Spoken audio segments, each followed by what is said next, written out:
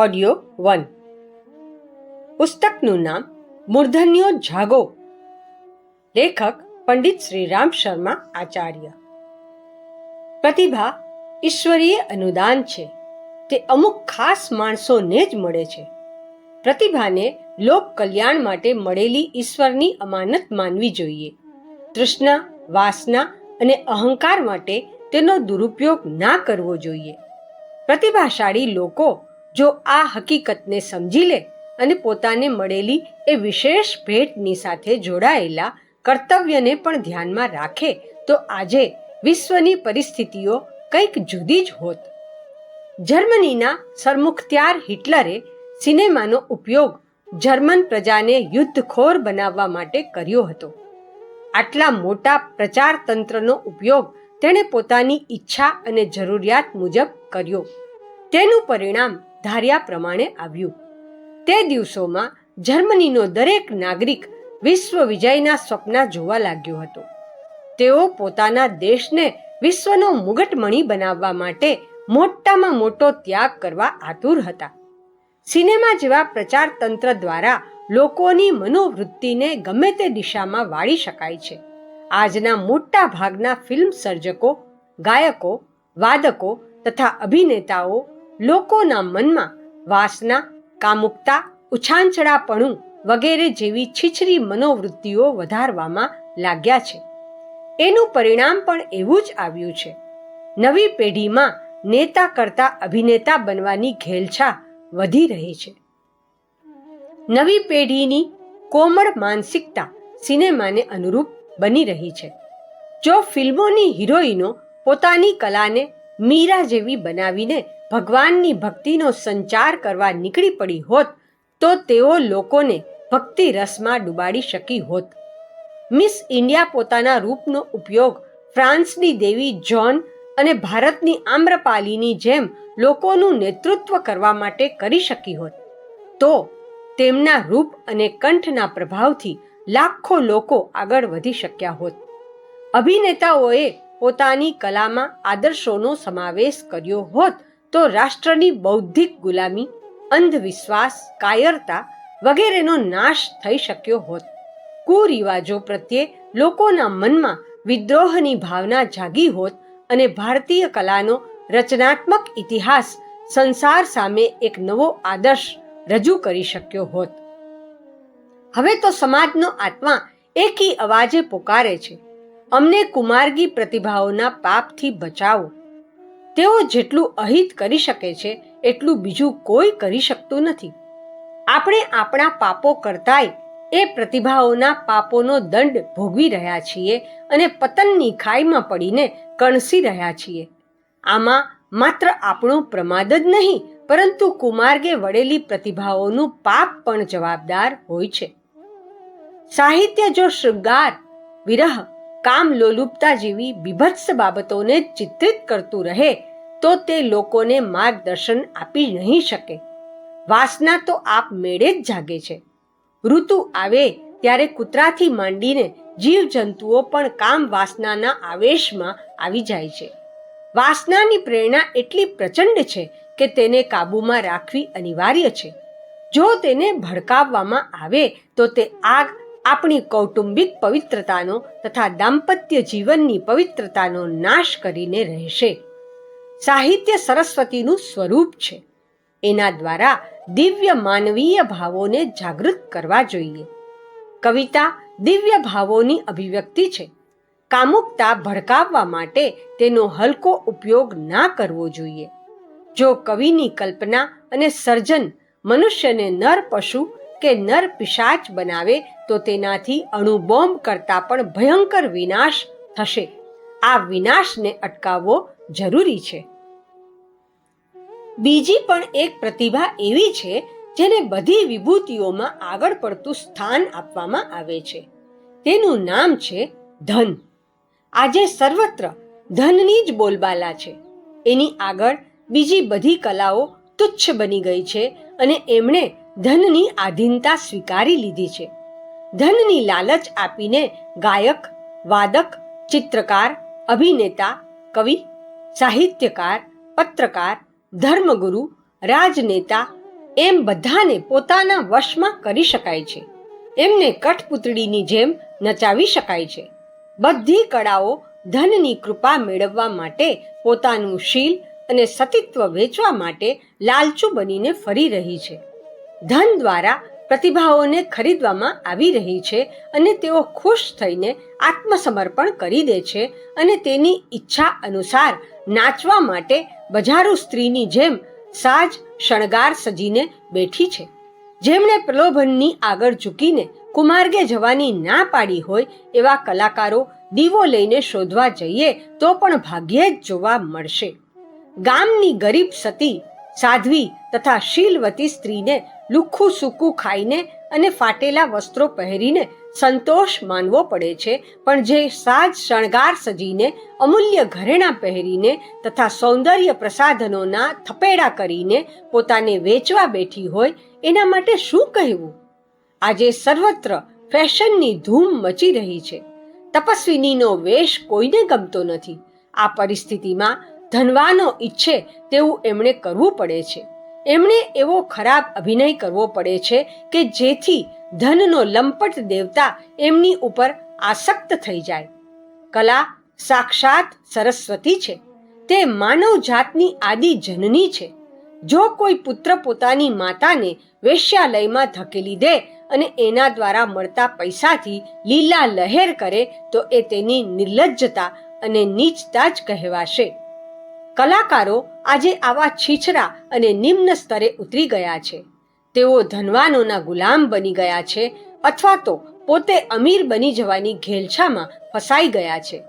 આપણા આજના સિનેમા ગાયકો, વાદકો, અભિનેતાઓ, ચિત્રકારો, સાહિત્યકારો, મહંતો, શાસકો વગેરે બહારથી ભલે ગમે તેવો અંચડો ઓઢીને બેઠા હોય, પરંતુ આંતરિક રીતે જોઈએ તો તેમની સાવ દુર્ગતિ થઈ ગઈ છે.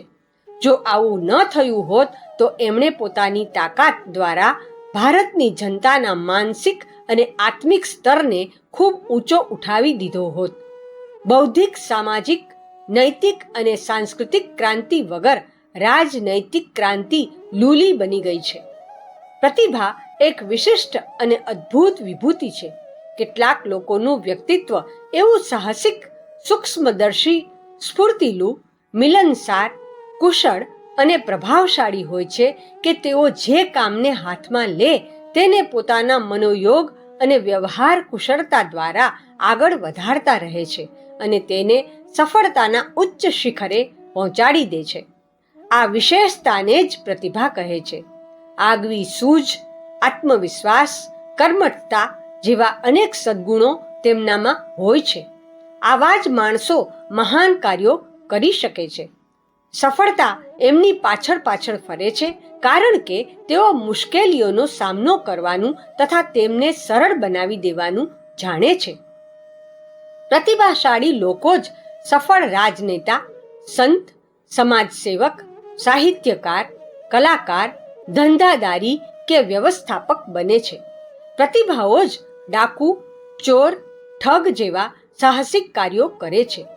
સેના નાયકોના રૂપમાં કે યોદ્ધાઓના રૂપમાં એવા જ લોકો આગલી હરોળમાં ઊભા રહે છે. આવા જ લોકો ક્રાંતિકારી પણ બને છે. યુગ નિર્માણ અભિયાનના દરેક પાસાને પ્રકાશવાન બનાવવા માટે આવા જ પ્રતિભાવાન લોકોની જરૂર છે. પ્રતિભાશાળી લોકોને આમંત્રણ આપવામાં આવે છે કે તેઓ પોતાને મળેલા ઈશ્વરીય અનુદાનને નકામા કાર્યોમાં વેડફી ન નાખે. એના બદલે નવનિર્માણ જેવા મહાન કાર્યમાં તેનો સદુપયોગ કરે, જેથી એમની એ પ્રતિભાના કારણે સમસ્ત સંસારનું કલ્યાણ થાય. યુગ પરિવર્તન જેવા મોટા કાર્યોની જવાબદારી અને ભાર સમર્થ લોકો જ સંભાળી શકશે. આત્મસત્કાર, બળવાન જવાબદારી મોટી, સર્જનહારની અપેક્ષા ઊંચી, સમય અદ્ભુત અને અનુપમ, આ બધું હોવા છતાં પણ જો કોઈ અગ્રદૂતની ભૂમિકા ન નિભાવે તો તે તેની ક્ષુદ્રતા જ કહેવાશે. સમર્થ લોકોને કામ કરતા અટકાવતો આ વ્યામોહ જ ભાવબંધન છે, કુસંસ્કાર છે. તેઓ કરોળિયાના ઝાડાની જેમ તેમાં જ ફસાયેલા રહે છે. અત્યારનો સમય પરાક્રમ અને પૌરુષનો છે. શૌર્ય અને સાહસનો છે. આવા વિષમ સમયમાં અર્જુનોના હાથમાંથી ગાંડિયું કેમ છૂટી રહ્યા છે? તેમનું મુખ કેમ સુકાઈ ગયું છે? તેમને પરસેવો શાથી વળી રહ્યો છે? અર્જુનની આવી સ્થિતિ જોઈને કૃષ્ણ ગુસ્સે થઈ ગયા હતા. કથની અને કરણીમાં આટલું બધું અંતર તેમનાથી સહન ન થયું. આથી ગુસ્સે થઈને તેમણે કહ્યું, કુતસ્ત્વા કશ્મલમિદમ વિષમે સમુપસ્થિતિમ. અર્થાત, હે અભાગી, આ વિષમ સમયમાં તારા મન પર આવી કૃપણતા કઈ રીતે સવાર થઈ ગઈ છે? અંતરિક્ષમાં રહેલા મહાકાળ આજે યુગના ગાંડીવધારીઓને લગભગ આ જ ભાષામાં પ્રશ્ન પૂછી રહ્યા છે અને જવાબ માંગી રહ્યા છે. મનુષ્યોમાં એક શ્રેણી નર પશુઓની પણ છે. એમને ઇન્દ્રિય વિલાસ, સાજ સજ્જા અને અહંકારનું પોષણ કરવા માટે સગવડો અને સંપત્તિ જોઈએ છે. બહારથી તો તેઓ મનુષ્યો જેવા લાગે છે, પરંતુ અંદરથી સાવ જડ જેવા હોય છે. તેઓ અંદરથી સડેલા હોય છે અને એક પ્રકારની મૂંઝવણમાં જીવતા હોય છે. તેમને એમાં જ રસ પડે છે. વિલાસ, સંચય અને અહંકાર પૂરો કરવા માટે તેઓ જીવનભર અથાગ પરિશ્રમ કરતા રહે છે, પરંતુ હાથમાં છાલા, કમરમાં દર્દ અને મનમાં અસંતોષ સિવાય બીજું કાંઈ તેમને હાથ લાગતું નથી. તેમનું ભાગ્ય ઘાણીના બળદ જેવું હોય છે. મોટા ભાગના મનુષ્યો આવા જ પ્રકારના હોય છે. આંધળા ઘેટાનું અનુસરણ કરતા કરતા તેઓ ઊંડા ખાડામાં પડે છે અને બીજા પર દોષારોપણ કરી ખીજાય છે તથા કકડાટ કરતા રહે છે. પીડા અને પતનની ખાઈમાં પડેલું નર પામરોનું આ ટોળું ખરેખર દયાને પાત્ર છે. તેમને સાંત્વન આપવું જોઈએ અને શક્ય હોય તો રાહત માટેની સાધન સામગ્રી પણ આપવી જોઈએ. એ દુખિયારાઓ પતનકારી દ્રષ્ટિકોણ અને કાર્યો અપનાવીને ભલે વિપત્તિની ઝાડમાં ફસાઈ ગયા હોય, છતાં તેમના ઉપર કરુણા કરવી જોઈએ. તેમને દુષ્ટ કે ભ્રષ્ટ ન કહેવા જોઈએ. તેઓ ખોવાઈ ગયેલા બાળક જેવા છે. તેઓ સેવા અને મદદને પાત્ર છે. જ્યાં સુધી વરિષ્ઠ લોકોનો અંતરાત્મા જીવંત છે, ત્યાં સુધી તેવા લોકોને મદદ મળતી રહેશે. દુર્ઘટના અને વિપત્તિના સમયમાં મદદ માટે પોકાર પાડવામાં આવે છે અને તે પૂરી પણ પાડવામાં આવે છે, પણ આ તો આપત્તિકાલીન કાર્ય કહેવાય છે, સ્થાયી સમાધાન નથી. આરોગ્યના રક્ષણ માટે લોકોની ટેવો સુધારવાની અને વાતાવરણને શુદ્ધ બનાવવાની જરૂર પડે છે. આજે લોકો કણસી રહ્યા છે, તેમનો તાત્કાલિક ઉપચાર થવો જ જોઈએ, પરંતુ જે કારણે તેઓ સમસ્યાઓમાં ઘેરાયેલા છે તેમને દૂર કરવા અનિવાર્ય છે. મનુષ્યનો બીજો વર્ગ વરિષ્ઠ લોકોનો છે, જે લોકો પોતાની સમસ્યાઓનું પોતે જ સમાધાન કરી શકે અને સાથે સાથે બચેલા સમય અને શક્તિનો ઉપયોગ બીજા લોકોને બહાર કાઢવામાં કરે તેઓ વરિષ્ઠ છે. મહત્તા એમની જ છે. નદીના પ્રચંડ પ્રવાહને પાર કરાવનાર નાવિક ના હોય તો લોકો લાચાર બનીને કિનારે ઊભા રહે છે. નાવિક પોતાના પરાક્રમ અને સાહસ દ્વારા લોકોને સામે કિનારે લઈ જવાનું અભયદાન આપે છે. ભગવાન કોઈને સંપન્નતા ભલે ન આપે, પણ જો તેને સાચી અનુકંપા આપે તો તે નાવિકની જેમ બીજા અનેક લોકોને મદદ કરી શકે છે. આ દુનિયામાં રોગીઓની ખોટ નથી. એમના માટે એક કુશળ ચિકિત્સકની જરૂર છે. જેની આંખોની જ્યોતિ જતી રહી છે એવા અનેક લોકો ધોળા દિવસે પણ અંધકાર અનુભવે છે. તેમને દ્રષ્ટિ આપનાર ડોક્ટરો સવારથી સાંજ સુધી ઓપરેશન થિયેટરમાં યોગીની જેમ સમાધિસ્થ થઈને શલ્યક્રિયા કરે છે. તેઓ પ્રશંસાને પાત્ર છે. જેમને દ્રષ્ટિ પાછી મળી છે એ લોકો તેમની પ્રશંસા કરે કે ઉપેક્ષા, એનાથી પેલા ડોક્ટરોને કોઈ લાભ કે નુકસાન નથી. પ્રશ્ન વરિષ્ઠતાનું સૌભાગ્ય મળવાનો છે. જેને આવું સૌભાગ્ય મળે છે તે સંતોષપૂર્વક જીવે છે અને શાંતિથી મળશે.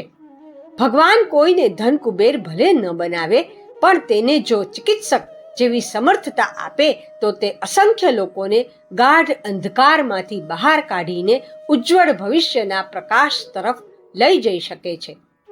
અભાગી લોકોની દુનિયા જુદી છે અને ભાગ્યશાળીઓની દુનિયા જુદી છે.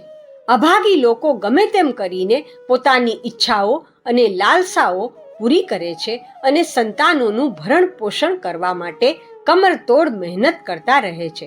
વ્યામોહના કારણે તેઓ પોતાના સંતાનોને કુસંસ્કારી બનાવે છે, પોતે અસંયમી તથા અપવ્યયી બનીને વ્યસનોનો શિકાર બને છે, પોતાનો અહંકાર પોષતા રહે છે અને લોકો તરફથી નિંદા તથા તિરસ્કાર સહન કરતા રહે છે. આ જ એમનું જીવન હોય છે.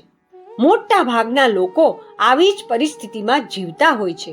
આપણે પણ એમના જેવું જ જીવન જીવીએ એમાં સમજદારી નથી. ભગવાને દરેકને એટલી બુદ્ધિ તો આપી જ છે કે પોતાનું હિત કે અહિત વિચારી શકે. મનુષ્યનું જીવન અમૂલ્ય છે. તેને શ્રેષ્ઠ બનાવવાનો વિવેક તો જાગૃત થવો જ જોઈએ. પ્રગતિનો સાચો ક્રમ એક જ છે કે નીચેથી ઉપર જવું, આગળ વધવું. મનુષ્ય પ્રગતિ માટે એક જ કામ કરવું પડે કે તે વરિષ્ઠ બનવા માટે નિરંતર પ્રબળ પુરુષાર્થ કરતો રહે. માત્ર સાધનોની દ્રષ્ટિએ કોઈની સફળતા કે અસફળતાનું મૂલ્યાંકન ન કરી શકાય. સોનાના ચરુ ઉપર સાપ બેસી રહે છે.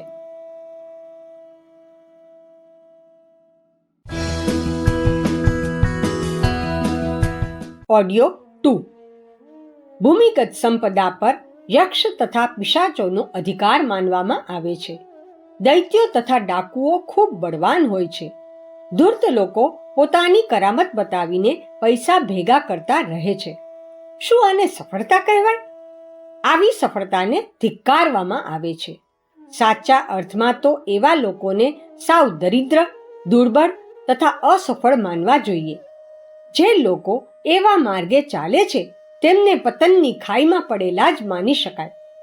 પ્રગતિનો સાચો હિસાબ કરવો હોય તો તેનો એક જ માપદંડ છે: દ્રષ્ટિકોણમાં ઉત્કૃષ્ટતાનો સમાવેશ, ચિંતન અને વલણમાં આદર્શો પ્રત્યે પ્રેમ.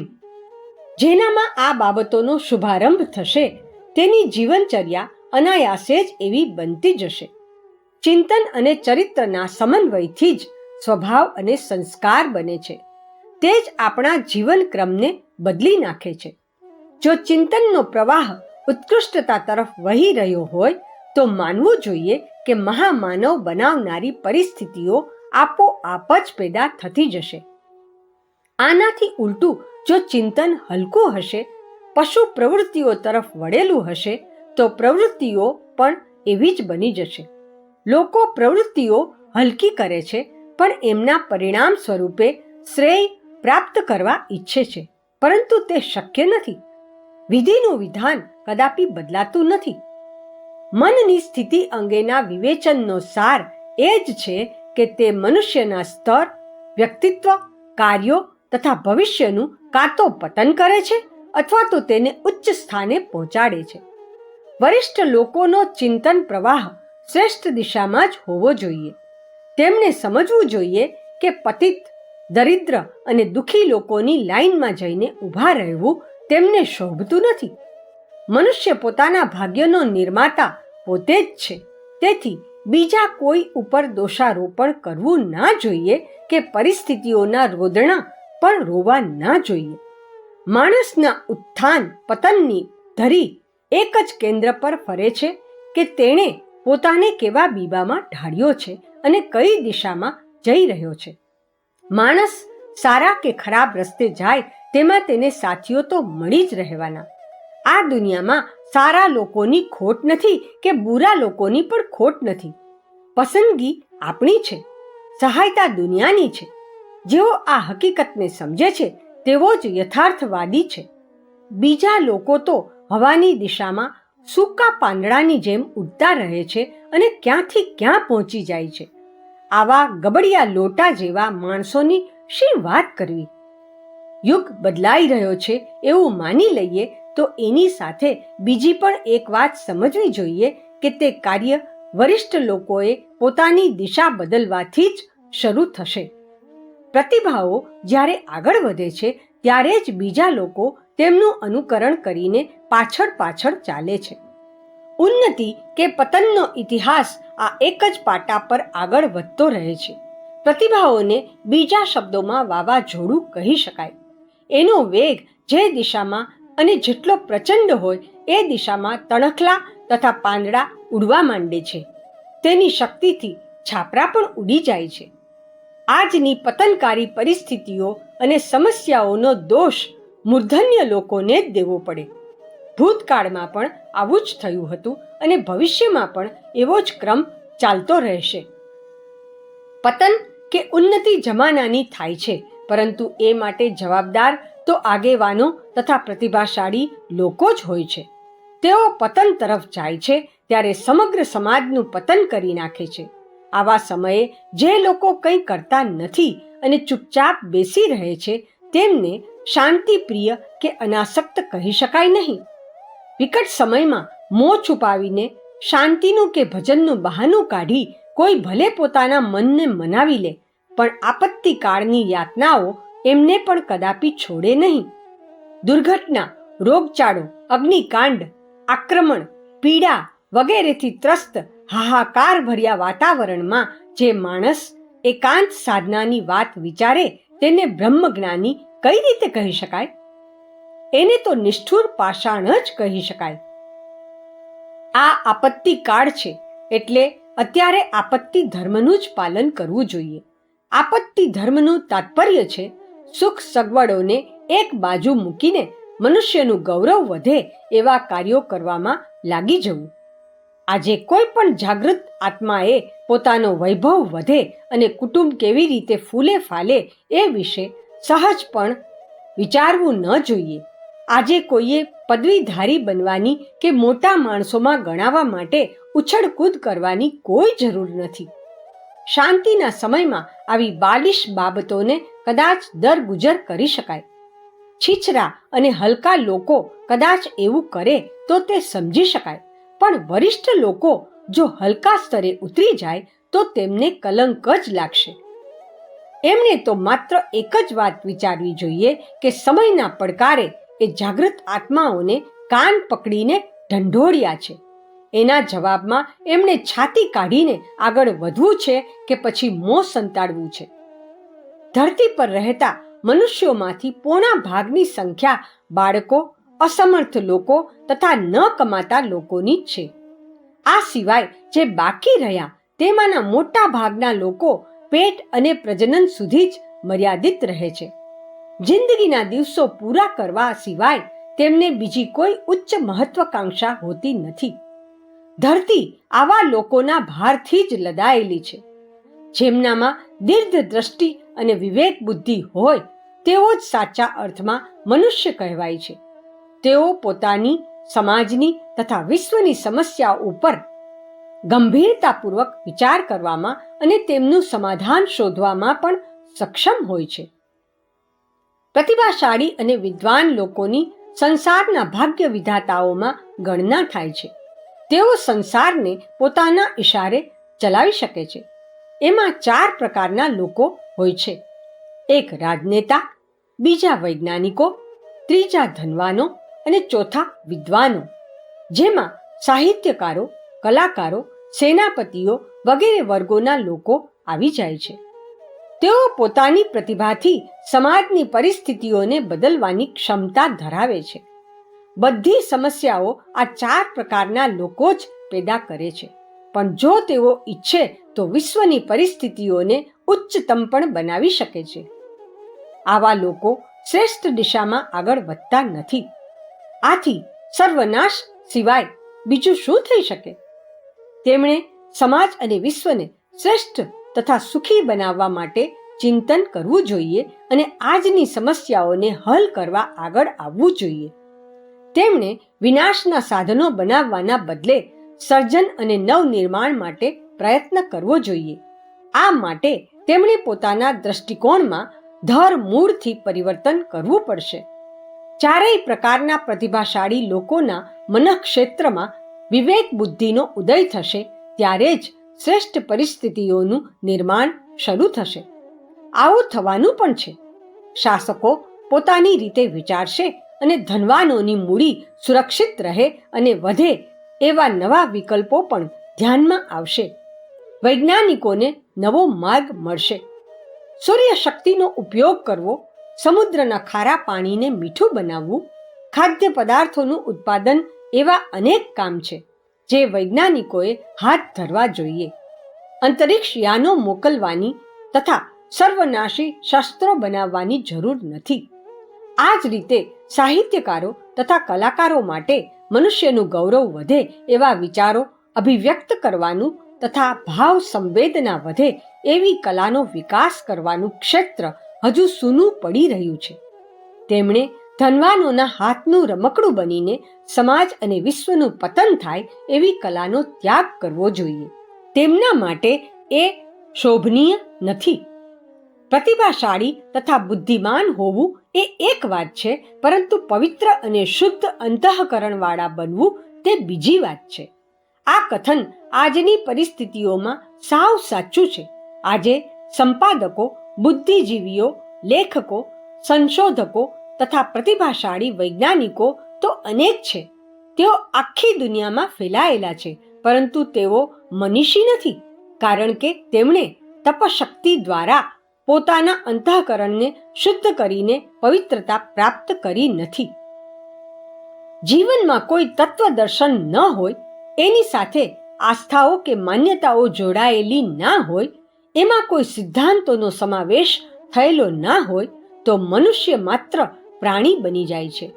ગુજરાન ચલાવવાનું લક્ષ્ય લઈને જીવનાર માણસો પોતાની યોગ્યતા તથા તત્પરતા અનુસાર ઓછા વધતા પ્રમાણમાં સાધન સગવડો તો મેળવી લે છે, પરંતુ તેમની સામે કોઈ ઊંચું લક્ષ્ય ન હોવાથી તેમના અંતરાત્મામાં કોઈ ઉત્સાહ જગાડી શકતા નથી.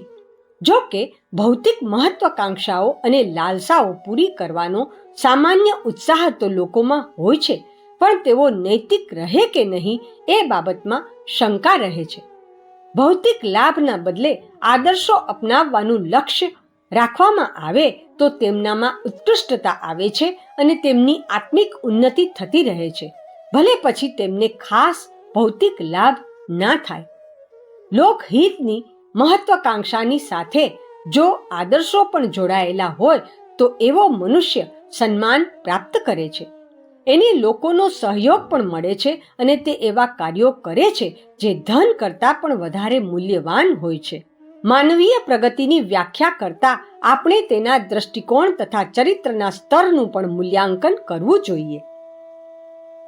ભૌતિક દ્રષ્ટિએ સુખી તથા સંપન્ન બનવા છતાંય માણસ જો ઉદ્દેશ્ય અને આદર્શો વગરનો રહે તો તેને સંતોષ તથા ગૌરવ પ્રાપ્ત થતા નથી. સમાજમાં તેને ઉપયોગી માનવામાં આવતો નથી તથા સન્માન પણ મળતું નથી. નોબેલ ઇનામ મેળવનાર ફ્રાન્સના વૈજ્ઞાનિક એલેક્સિસ કેરેલે કહ્યું છે, આપણે ઘણું બધું શોધી કાઢ્યું છે અને આગામી દિવસોમાં તેના કરતાં પણ વધારે રહસ્યોને શોધીશું, પરંતુ આજે પણ માણસ પહેલાની જેમ જ રહસ્યમય રહ્યો છે. સાચું તો એ છે કે તે એવી રીતે ખોવાઈ ગયો છે કે આવતા દિવસોમાં તેને શોધી કાઢવો મુશ્કેલ બની જશે. મનુષ્યનું જ્ઞાન આશ્ચર્યજનક ઝડપે વધી રહ્યું છે, પરંતુ પોતાની બાબતમાં આજે પણ તે અપાર અજ્ઞાનમાં જકડાયેલો છે.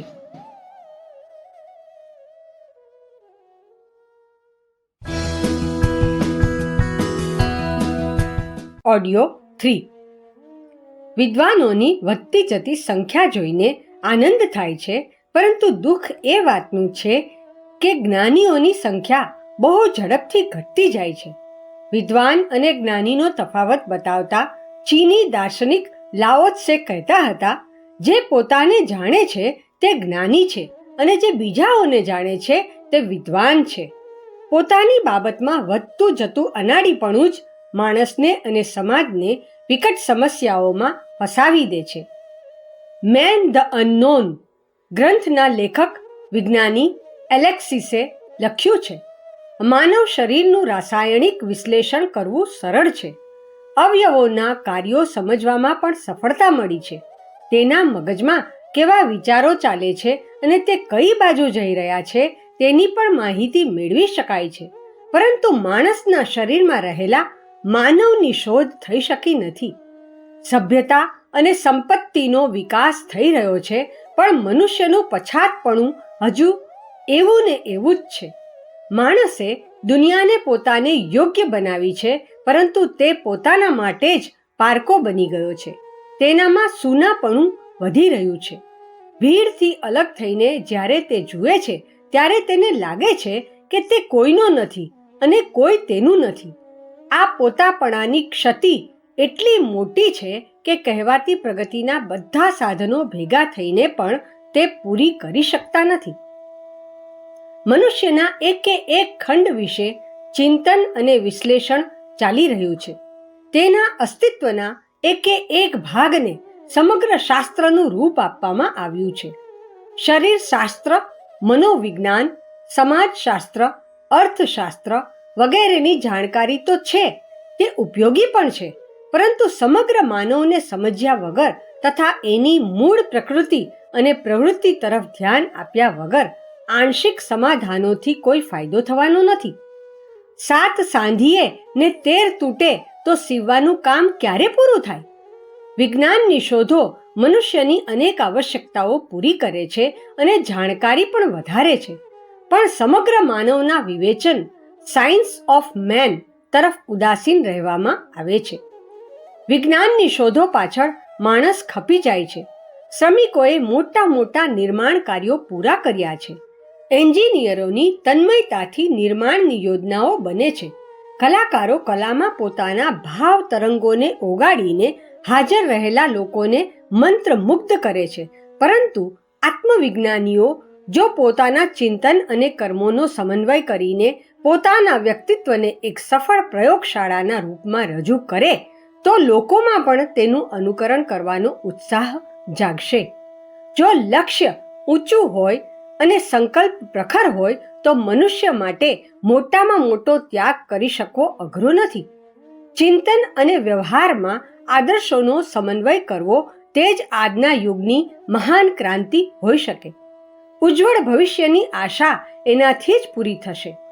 જો સમગ્ર પ્રગતિની તથા સુખ શાંતિની ઈચ્છા હોય તો માણસના અંતરને શુદ્ધ બનાવવા માટે પ્રયત્નો કરવા પડશે. જો નવયુગ આવશે તો વિચારોના શુદ્ધિકરણ દ્વારા જ આવશે. ક્રાંતિ થશે તો તે લોહી અને શસ્ત્રોથી નહીં, પણ વિચારોને વિચારો દ્વારા કાપવાથી જ થશે. જો સમાજનું નવનિર્માણ થશે તો તે સદવિચારોની સ્થાપના દ્વારા જ થશે. સમાજમાં અત્યાર સુધી જેટલી મલિનતા ઘૂસી ગઈ છે તે બુદ્ધિશાળીઓના માધ્યમથી જ ઘૂસી છે. દ્વેષ, કલહ, નક્સલવાદ, જાતિવાદ, મોટો નરસંહાર જેવા કાર્યો કરવામાં બુદ્ધિમાનોએ જ આગળ પડતી ભૂમિકા નિભાવી છે. જો તેઓ સન્માર્ગે વળ્યા હોત, તેમના અંતઃકરણ પવિત્ર હોત, તેમને તપ ઉર્જાનો આધાર મળ્યો હોત, તો તેમનો ચિંતન પ્રવાહ હકારાત્મક બન્યો હોત. તેમણે ઉત્તમ સાહિત્યનું સર્જન કર્યું હોત અને માનવને ઉત્કૃષ્ટતા તરફ લઈ જનારા આંદોલનો કર્યા હોત. શું કરીએ? આ પ્રશ્નનો આજે એક જ જવાબ છે. વિચાર ક્રાંતિના યુગ ધર્મનું પાલન કરવા માટે પૂરી નિષ્ઠાથી મંડી પડો. આજે અસંખ્ય સમસ્યાઓ છે. તેમના સ્વરૂપો અને પરિણામો પણ જુદા જુદા છે, પરંતુ એ બધીનું મૂળ કારણ એક જ છે: ચિંતનમાં વિકૃતિ આવી જવી. આસ્થા સંકટ જ આ યુગના વિનાશનું સૌથી મોટું કારણ છે. તેના કરતાં વધારે મોટો દુકાળ બીજો કોઈ નથી. એના નિરાકરણનો ઉપાય એક જ છે: ઊંધાને છતું કરવું. જો લોકમાનસનું શુદ્ધિકરણ કરી શકાય તો દરેક સમસ્યાનો ઉકેલ સરળ બની જશે. ગટરની ગંદકી દૂર કર્યા વગર માખી મચ્છરોથી પીછો છોડાવવો અઘરો છે. વિચાર ક્રાંતિ જ આજનો યુગ ધર્મ છે. તેથી બીજા ફાલતુ કાર્યોમાં સમય તથા શક્તિ વેડફવાને બદલે આ જ કાર્યમાં લાગી જવું જોઈએ. નામ અને યશ મેળવવાની ઈચ્છા રાખનારા લોકો પોતાનો અલગ ચોખ્ખો કરે છે, પોતપોતાની ખીચડી અલગ અલગ રાંધે છે અને પોતાનો ઢંઢેરો પીટે છે. આવા લોકો વિચિત્ર યોજનાઓ બનાવે છે અને સેવાના નામે ધતિંગ કરતા રહે છે. જેમણે એક જ ચાવીથી બધા તાળા ખોલવા હોય તેઓ વિચાર પરિવર્તનના કાર્યને સર્વોપરી માનીને તેને જ લક્ષ્ય બનાવે અને એને લગતા જ કાર્યો કરે. વિચારો, મંથન કરો, વિચાર ક્રાંતિ માટે આગળ આવો અને નવી પેઢી ખોટા માર્ગે ન ચડી જાય એ માટે તેને બચાવો.